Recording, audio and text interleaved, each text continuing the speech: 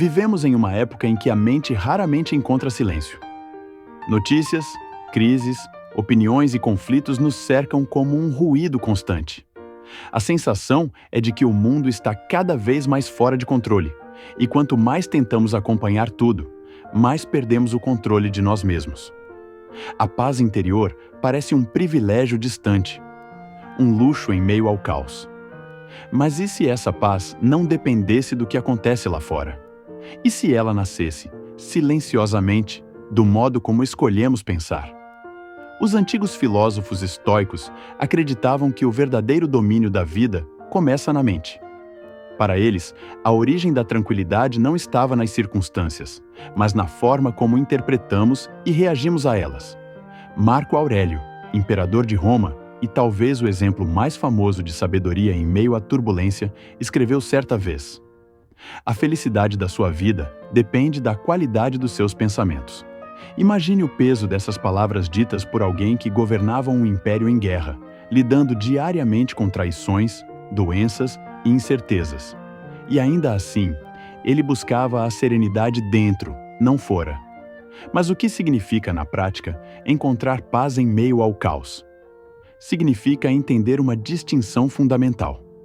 Existem coisas que dependem de nós, e existem coisas que pertencem ao fluxo do mundo. Epicteto, outro grande nome do estoicismo, dizia: "Há coisas que estão sob o nosso controle e coisas que não estão." Felicidade e liberdade começam ao reconhecermos essa diferença. Essa é talvez a ideia mais libertadora e, ao mesmo tempo, mais difícil de aplicar. A maioria de nossas angústias nasce da tentativa de controlar o incontrolável. Tentamos mudar a política, o comportamento dos outros, o rumo dos acontecimentos globais. E nos frustramos quando percebemos que o mundo não segue o roteiro que gostaríamos. Queremos que as pessoas pensem como nós, que o mundo seja mais justo, que as notícias tragam esperança. Mas o mundo, como um rio, flui segundo sua própria natureza. Ele não obedece aos nossos desejos. Os estoicos não propunham a indiferença, mas a sabedoria da proporção.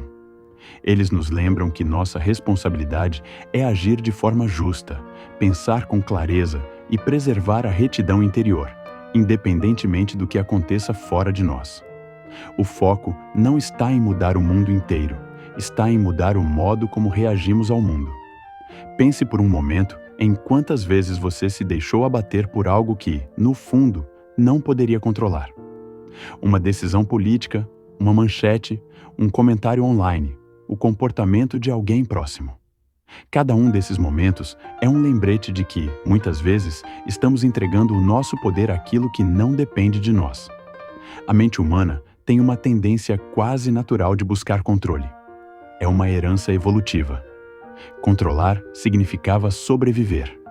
Mas no contexto moderno, essa necessidade se volta contra nós. Queremos controlar a narrativa, o outro, o amanhã. E é justamente esse esforço inútil que destrói nossa serenidade. A verdadeira força está em aprender a soltar. Imagine um homem tentando segurar o mar com as mãos. Ele se desespera porque a água escapa por entre os dedos. O sábio, ao contrário, aprende a nadar com a maré. Ele não luta contra o inevitável. Ele se adapta e, por isso, encontra paz. Essa é a essência do estoicismo. Marco Aurélio enfrentou guerras, epidemias e traições políticas, mas escrevia para si mesmo: "Não se deixe perturbar por aquilo que está além da sua vontade." A força da alma está em aceitar o que o destino traz. Essa aceitação não é resignação, é lucidez.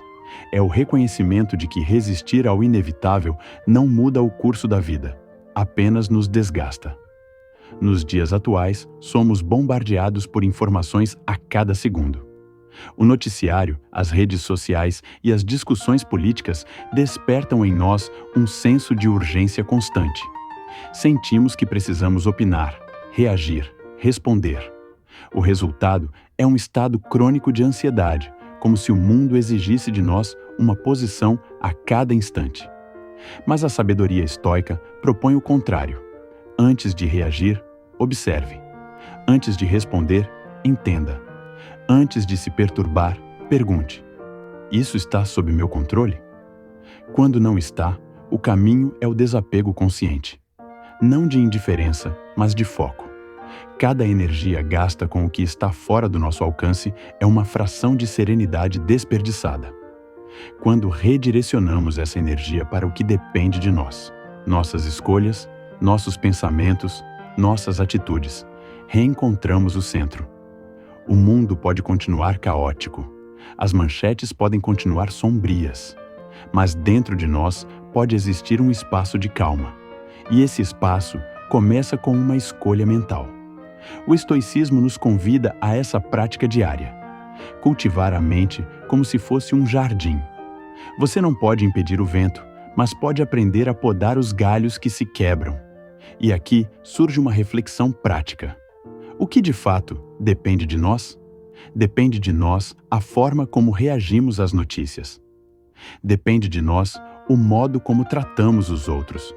Depende de nós o quanto alimentamos o medo ou a esperança. Não depende de nós o que um governante decide, o que o mercado faz, o que o clima traz. Ao colocar cada coisa em seu devido lugar, a alma encontra descanso. Essa distinção pode parecer simples, mas ela exige treino. Os estoicos cultivavam o que chamavam de premeditação dos males. Imaginar com serenidade as possíveis dificuldades do dia para enfrentá-las com clareza quando chegassem. Hoje, podemos fazer o mesmo. Antes de começar o dia, pergunte-se: o que pode fugir do meu controle hoje? E o que eu posso controlar? Essa prática reduz a ansiedade e fortalece o foco. Outro exercício poderoso é o da visão de cima. Marco Aurélio usava essa meditação para lembrar-se da pequenez dos problemas diante da imensidão da vida. Ele imaginava olhar o mundo do alto, vendo as cidades, os conflitos e os dramas humanos como pequenas partes de um grande movimento cósmico. De cima, nossas preocupações se tornam leves, quase irrelevantes. Esse distanciamento traz lucidez e, com ela, paz. Ao aplicar esses princípios, começamos a perceber algo transformador. Não precisamos que o mundo melhore para estarmos bem. Precisamos apenas aprender a viver bem dentro do mundo como ele é. Isso não significa passividade. Significa agir com clareza, sem carregar o peso do impossível. Quando compreendemos que a origem da paz interior está no controle dos pensamentos e não nas circunstâncias, algo muda de forma profunda. Deixamos de ser vítimas dos acontecimentos e nos tornamos autores da nossa própria experiência. O mundo pode desabar lá fora, mas dentro há um lugar que permanece firme.